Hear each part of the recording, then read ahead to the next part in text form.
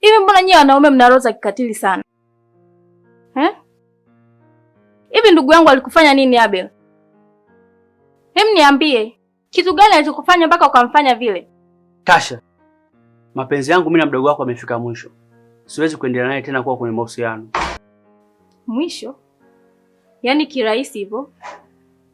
Kwa hayo yote mlioyapitia? Kila kitu sio usaliti. Vitu vingine vinafika mwisho bila sababu. Hamna kitu kinaweza kuisha bila sababu Abel. Mdogo wangu alikupenda wewe sana. Na alijitoa kwa kila kitu, unajua?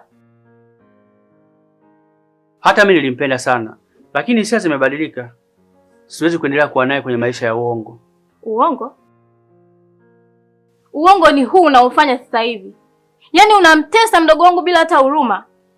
Ningekuwa katili kama unavyosema, ningeendelea kuwa naye huku moyo wangu haupo kwake. Basi hata ungeondoka kwa heshima. Sio kwa kumuumiza kiasi kile. Yaani sasa hivi huko yupo hoi hata hajielewi yani mdogo wangu jamani. Samahani sana kama ameumia. Lakini huo ndio ukweli. Siku moja Abel, utaelewa yale yote mdogo wangu anayopitia. Na hiyo siku ambayo utaelewa, utakuwa tayari umeshachelewa. Siri ya huba mi corazón. Najua kama ulimstahili, lakini hata ukumthamini.